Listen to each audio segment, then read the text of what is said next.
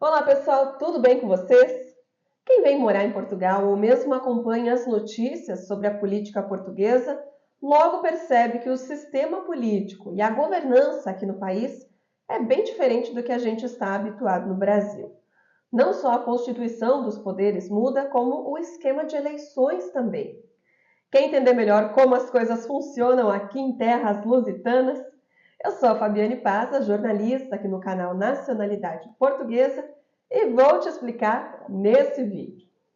Só para trazer um pouco de contexto histórico, o sistema político atual está vigente desde 1976. Foi instituído pela Constituição que criou a República Portuguesa logo depois da Revolução dos Cravos, um marco histórico do país que deu fim à ditadura. Desde então, Portugal é governado sob um regime democrático, onde os três principais pilares são o presidente da República, o primeiro-ministro e o parlamento. A gente pode dizer que o sistema funciona como um semipresidencialismo, ou então um sistema parlamentarista. Eu vou já explicar. Existe a figura do presidente da República, que funciona como chefe de Estado e que é eleito por voto direto, numa eleição separada do pleito legislativo. A função do presidente, no caso do regime político português, é comandar as Forças Armadas e fiscalizar o governo. Além disso, o presidente também nomeia o primeiro-ministro e tem o poder de dissolver tanto o governo, ou seja, tanto o primeiro-ministro quanto a Assembleia da República. Mas quando a gente fala de decisões políticas, da movimentação em torno das principais pautas relacionadas ao país, o centro das atenções é a Assembleia da República e a figura central é o primeiro-ministro. O parlamento português, que é a Assembleia da República, é unicameral. E o que isso quer dizer? É que o poder legislativo tem apenas uma casa. Diferentemente do Brasil, onde existe a Câmara dos Deputados e o Senado Federal, aqui em Portugal existe apenas a Assembleia da República. Ela é composta por 230 deputados que têm a função de legislar, fiscalizar o governo e debater as questões de interesse nacional. As eleições legislativas acontecem a cada 4 anos e na votação os eleitores votam nos partidos políticos. Assim, a distribuição dos assentos no parlamento é feita de forma proporcional aos votos obtidos. Dos mais de 20 partidos registrados na Comissão Nacional de Eleições, atualmente apenas 8 estão no Legislativo português. Para garantir a representatividade no parlamento, os deputados são representantes de 22 círculos eleitorais, que nada mais são do que distritos delimitados geograficamente. Cada um destes 22 círculos tem um número específico de cadeiras no parlamento, levando em conta a proporção do número de eleitores de cada local. Além das cadeiras referentes ao território português, o parlamento tem ainda um representante referente aos portugueses que residem na Europa e outro dos portugueses que residem fora da Europa. Se a gente tem uma eleição para definir o presidente da República e outra para preencher as cadeiras do parlamento, como é que fica então a escolha do primeiro-ministro, que é o chefe do governo em Portugal? Normalmente, quem assume como primeiro-ministro é o líder do partido mais votado nas eleições legislativas.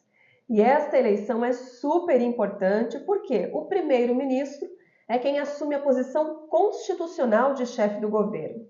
É o cargo responsável por coordenar e orientar a ação dos ministros, dirigir o funcionamento do governo e suas funções com outros órgãos do Estado, presidir e convocar o Conselho de Ministros e, evidentemente, manter uma relação estreita com o presidente da República, informando sempre sobre os assuntos relacionados à política interna e externa do país.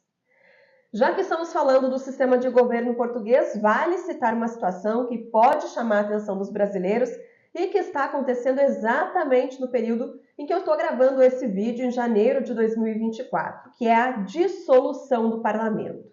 Atualmente, Portugal vive essa situação depois que o último primeiro-ministro, António Costa, se demitiu do cargo após uma operação que investiga crimes como corrupção e tráfico de influência junto a integrantes do governo.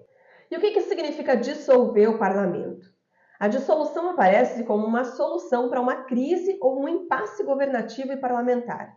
É um ato político livre do presidente da República que determina a cessação de funções da Assembleia antes dela completar a legislatura. Ou seja, a Assembleia da República deixa de atuar e são convocadas eleições antecipadas para que o novo parlamento seja constituído.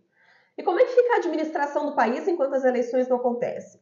Entra em função a comissão permanente, um órgão com menos deputados e com poderes limitados.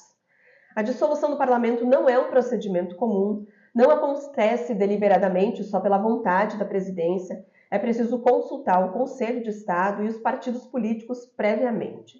Desde a instalação da República, somando a mais recente decretada no dia 15 de janeiro de 2024, foram 9 situações de dissolução do parlamento. É um cenário que traz instabilidade política, uma vez que os trabalhos realizados pela Assembleia, embora não parem por completo, são conduzidos de forma reduzida.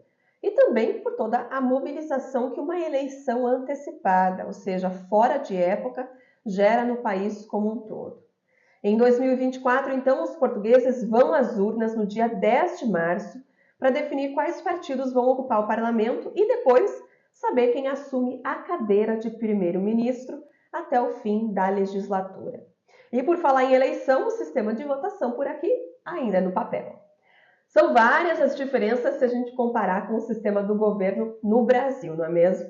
Se você gostou melhor de entender como funciona a estrutura do Estado português, conta pra gente aqui nos comentários. Não esquece de seguir o canal Nacionalidade Portuguesa e ao clicar em se inscrever, você é avisado sempre que tiver vídeo novo por aqui. Até a próxima!